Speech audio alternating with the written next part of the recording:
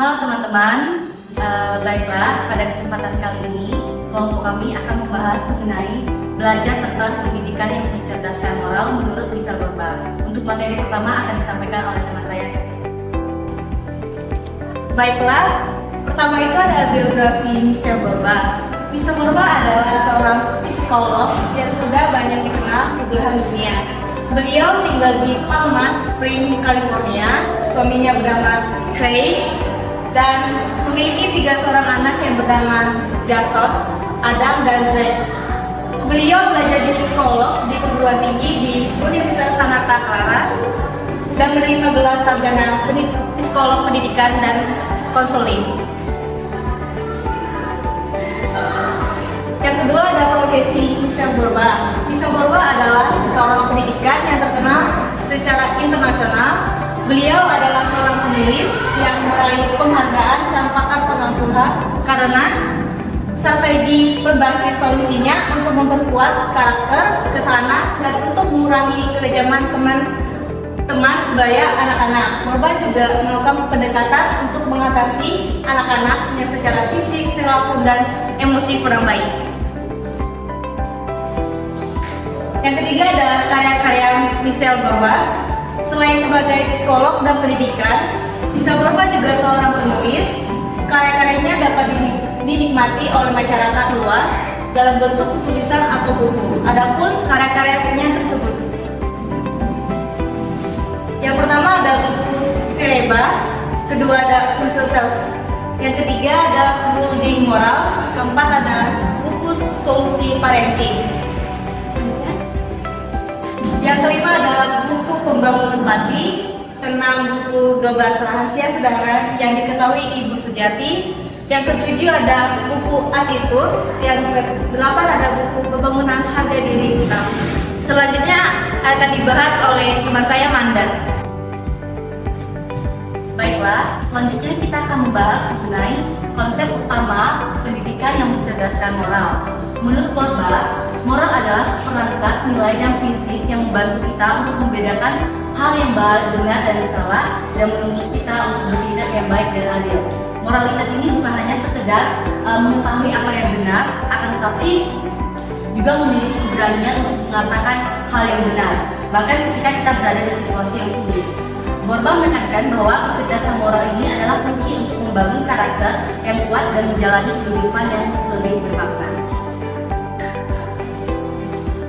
Lalu di sini kita akan membahas mengenai pentingnya moral bagi kehidupan kita. Di sini ada 4 poin yang akan kita bahas. Yang pertama itu adalah membangun hubungan yang baik. Moralitas ini adalah dasar untuk membangun rasa kepercayaan dan rasa hormat untuk menjalani kehidupan yang bermakna. Yang kedua, membuat keputusan yang baik.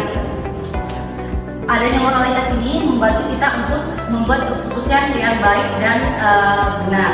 Kemudian yang ketiga, menciptakan masyarakat yang adil dan damai. Diharapkan dengan adanya moralitas ini kita itu mampu menciptakan masyarakat yang adil dan damai dalam kehidupan. Dan yang keempat itu adalah menentukan makna dan tujuan. Moralitas ini membantu kita untuk menemukan makna dan tujuan hidup dengan memberikan rasa yang benar dan yang kuat. Baik, selanjutnya kita akan membahas mengenai apa sih yang sebenarnya membentuk moral seseorang. Dan di sini ada 4 poin penting yang akan dibahas dalam PPD kali ini. Yang pertama itu adalah pengalaman masa kecil. Ternyata pengalaman masa kecil itu sangat mempengaruhi moral seseorang. Kita ketahui bahwa di masa kecil itu anak-anak akan lebih banyak belajar dengan orang sekitarnya, terutama orang tua. Nah, orang tua yang memiliki perilaku dan sikap yang baik itu cenderung akan membentuk moral anak. Misalnya orang tua yang sering berperilaku adil, kemudian jujur, dan itu anak-anak itu cenderung untuk meniru mereka. Sebaliknya apabila orang tua itu memiliki sikap atau perilaku seperti curang ataupun kurang adil, itu mereka cenderung akan mengikuti perilaku orang tua tersebut. Nah, untuk poin 1 dan poin 2 ini saling berkaitan, di mana pengalaman masa kecil itu yaitu anak itu lebih dekat dengan orang tua, dan yang kedua itu adalah pengaruh orang tua dan orang dewasa sekitarnya. Kemudian pengalaman sosial dan budaya ternyata juga menjadi salah satu aspek penting untuk membentuk moral seseorang. Nah, kita ketahui bahwa di dalam kehidupan masyarakat itu memiliki norma dan nilai sosial yang berbeda-beda. Nah, nilai dan norma sosial ini itu akan diinternalisasikan di dalam kehidupan melalui yang namanya proses sosialisasi. Nah, misalnya seseorang yang hidup di lingkungan masyarakat yang mencintai kegiatan gotong royong itu cenderung seseorang itu akan memiliki rasa kepedulian atau memiliki rasa empati untuk lebih mencintai kegiatan gotong royong. Kemudian selanjutnya perkembangan kognitif dan emosional yang juga menjadi aspek penting untuk membentuk moral seseorang. Kita ketahui bahwa seseorang yang memiliki perkembangan kognitif yang baik itu dia akan lebih mudah untuk memahami konsep dasar moralitas, seperti dia mampu membedakan hal yang baik dan benar, dia mampu bersikap adil dan tidak adil. Begitupun sebaliknya apabila seseorang memiliki perkembangan kognitif yang kurang, seperti kurang berpikir kritis, dia itu cenderung tidak bisa atau belum bisa membedakan hal yang baik dan benar. Kemudian perkembangan emosional, nah ini juga menjadi salah satu aspek penting untuk membentuk moral seseorang. Seseorang yang memiliki emosional yang matang itu cenderung memiliki rasa empati yang tinggi terhadap orang lain, seperti dia itu mampu merasakan perasaan orang lain atau mampu mengerti apa yang dirasakan oleh orang lain. Berbeda ketika seseorang itu yang memiliki emosional yang kurang atau kurang matang, itu mereka belum bisa untuk merasakan apa yang dirasakan oleh orang lain. Selanjutnya kebebasan berekspresi dan pilihan moral, yang dimana juga menjadi salah satu aspek penting juga dalam membentuk moral seseorang. Nah, di sini lalu pertanyaannya, apa sih sebenarnya pengertian kecerdasan moral itu? Nah, menurut Pisawutba, kecerdasan moral itu adalah kemampuan untuk memahami hal yang benar dan yang buruk. Artinya, kita memiliki keyakinan etika yang kuat dan bertindak berdasarkan keyakinan tersebut. Nah, sehingga orang itu dapat bersikap dengan benar dan terhormat. Oke, selanjutnya kita akan membahas apa sih yang menjadi ciri-ciri seseorang itu memiliki kecerdasan moral. Nah, di sini setidaknya ada 7 poin atau 7 ciri-ciri seseorang yang telah memiliki kecerdasan moral. Yang pertama itu adalah memiliki rasa empati, yaitu dimana kemampuan seseorang untuk merasakan apa yang dirasakan oleh orang lain. Yang kedua itu adalah memiliki hati nurani, yaitu kemampuan seseorang untuk menyadari dan menerapkan cara yang bertindak dengan benar. Ketiga adalah memiliki kontrol diri, di mana kemampuan seseorang itu mampu untuk mengendalikan dirinya sehingga dapat bertindak dengan baik dan benar. Kemudian memiliki rasa hormat, yaitu kemampuan seseorang untuk menghargai orang lain dengan berlaku baik dan sopan. Dan yang kelima itu memiliki kebaikan hati, yaitu kemampuan seseorang itu untuk menunjukkan kepedulian terhadap kesejahteraan dan perasaan orang lain. Keenam, memiliki rasa toleransi, yaitu kemampuan seseorang dalam menghormati martabat semua orang dengan memperlakukan orang itu secara benar, meskipun mereka itu berbeda, memiliki keyakinan dan pandangan yang berbeda dengan kita. Dan yang terakhir itu adalah memiliki rasa keadilan, yaitu kemampuan seseorang untuk berpikir terbuka serta adil dan benar. Adil di sini dimaksudkan adalah memberikan apa yang menjadi hak orang lain. Selanjutnya akan dibahas oleh teman saya, Jen. Baik, selanjutnya saya akan menjelaskan bagaimana ciri-ciri orang yang belum memiliki kecerdasan moral. Yang pertama, kurang memiliki rasa empati. Nah, mereka yang tidak memiliki rasa empati itu akan mudah untuk menyakiti perasaan orang lain, baik secara emosional maupun fisik.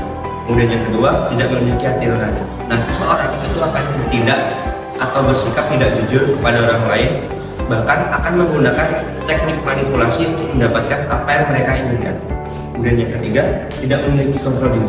Nah, seseorang yang tidak memiliki kontrol diri itu akan mudah masuk dalam godaan-godaan negatif dan bahkan susah untuk menolak godaan negatif tersebut.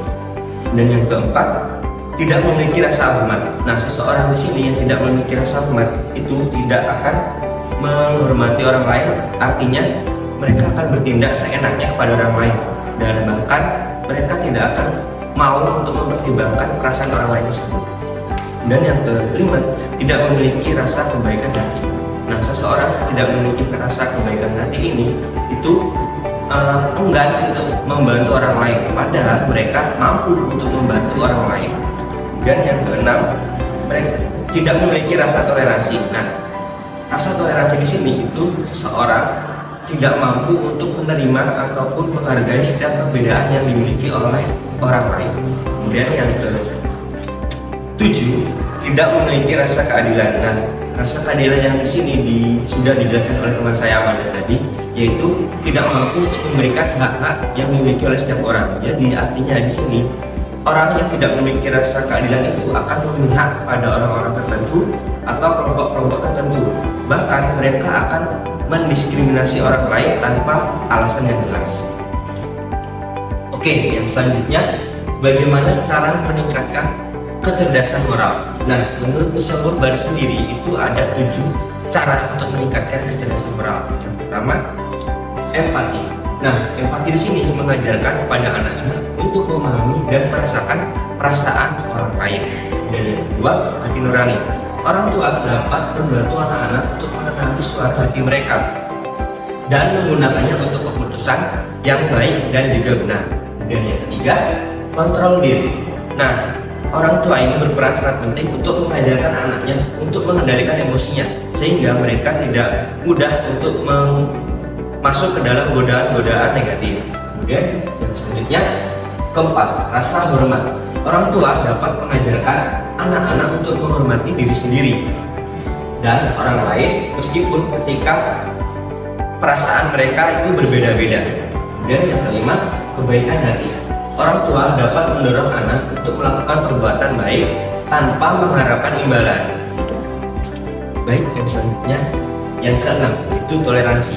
Nah, orang tua ini dapat mengajarkan anaknya untuk menghargai perbedaan pendapat dan juga menerima pendapat orang lain itu apa adanya. Dan yang ketujuh, keadilan. Mengajarkan anak mengenai konsep keadilan dan bagaimana memperlakukan orang lain dengan adil.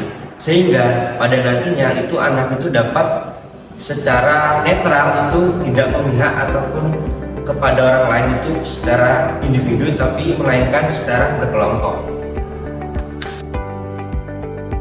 Berikutnya saya akan menjelaskan tentang pendidikan mencerdaskan emosi.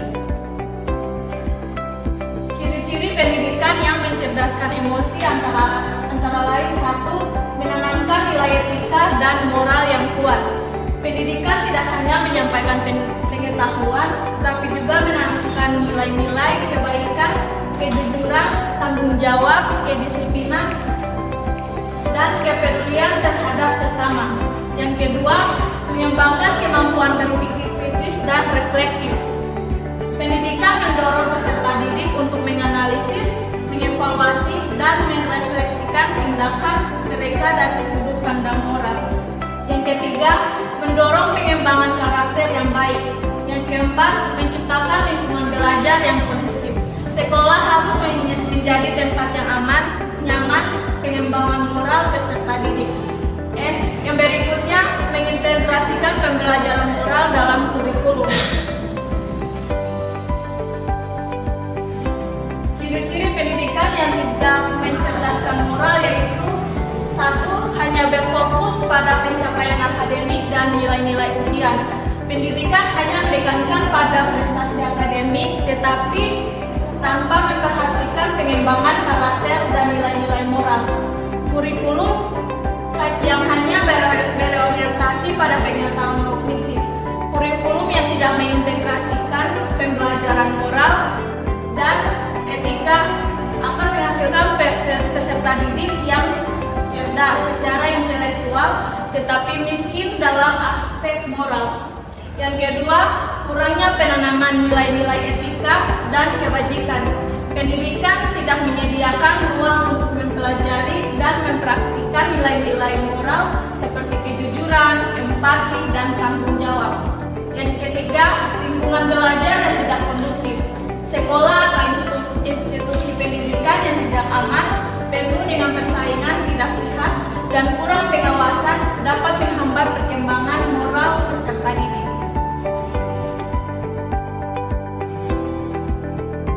Yang berikutnya adalah ciri-ciri pendidikan yang tidak mencerdaskan moral.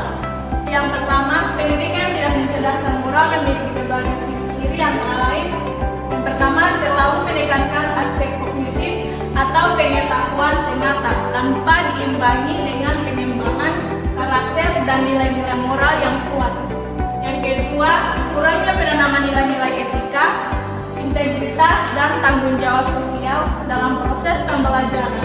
Lebih fokus pada pencapaian akademik dan nilai-nilai ujian tanpa memperhatikan pembentukan kepribadian yang baik. Yang ketiga, minimnya keteladanan dan pembimbingan dari para pendidik dalam hal perilaku, sikap, dan pengambilan keputusan yang beretika. Yang keempat, kurangnya penekanan pada pengembangan kecerdasan emosi, empati, dan kepedulian terhadap sesama. Yang kelima, kurangnya penekanan pada pengembangan kecerdasan emosi, empati, kepedulian terhadap sesama. Yang keenam, sistem evaluasi yang hanya menekankan pada aspek kognitif tanpa pertimbangan perkembangan moral dan karakter peserta didik. Yang ketujuh, lingkungan sekolah yang kurang kondusif, seperti adanya kekerasan, diskriminasi, atau perilaku tidak terpuji lainnya. Yang kedelapan, minimnya kerjasama antar sekolah, keluarga, dan masyarakat dalam menanamkan nilai moral yang kuat. Yang berikut adalah contoh konkret pendidik yang mencerdaskan peserta didik. Melibatkan peserta didik dalam kegiatan sosial dan pengabdian masyarakat. Melalui kegiatan ini, peserta didik dapat mengembangkan empati, tanggung jawab, dan kepedulian terhadap lingkungan sekitar. Memberikan umpan balik dan bimbingan moral. Pendidikan dapat memberikan umpan balik yang konklusif ketika peserta didik menunjukkan perilaku yang kurang etis serta memberikan bimbingan untuk membantu mereka mengembangkan pemahaman moral yang baik. Menciptakan lingkungan belajar yang kondusif bagi perkembangan moral, pendidik dapat memastikan bahwa kelas atau sekolah memiliki aturan dan tata tertib yang jelas, serta menerapkan konsekuensi yang adil bagi pelanggar. Yang berikutnya adalah mengembangkan kemampuan berpikir kritis dan reflektif. Pendidikan dapat mendorong peserta didik untuk menganalisis, mengevaluasi, dan merefleksikan tindakan mereka dari sudut pandang moral.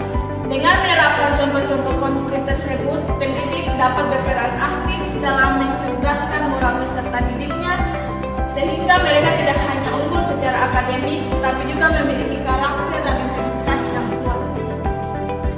Baik, yang selanjutnya saya akan menjelaskan konsep penjelas, yaitu kaitan antara moral dan tindakan moral. Moral adalah kemampuan seseorang dalam berperilaku yang baik dan benar. Moral dibangun dari pengetahuan dan pemahaman tentang nilai-nilai yang universal. Dan tindakan moral berperan sangat penting untuk membangun kepribadian moral seseorang, sehingga pada nantinya dapat menjadikan seseorang itu sebagai manusia yang utuh.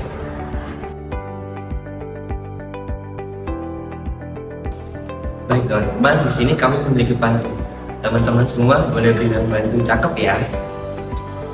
Hati nurani jadi pedoman, Cakep. empati tebar jauhi dusta. Cakep. Michelle Purba beri 7 kecerdasan, membangun moral permata dunia. Baiklah, pantun selanjutnya. Jika ingin kerja di kapal, Cakep, maka sekolahnya di nautika. cakep. Pentingnya kesadaran moral untuk memahami cara beretika. Baiklah, sekian dari kelompok kami, kelompok 4 dengan topik 8 yang membahas mengenai pendidikan yang mencerdaskan moral dengan saya Amanda Petek Kristi selaku ketua kelompok dan anggota saya Franciscus Asisi Jeri Kemujiana. Saya Firda Sarimanulu. Saya Irena Agustina Labata. Sekian dari kami, terima kasih.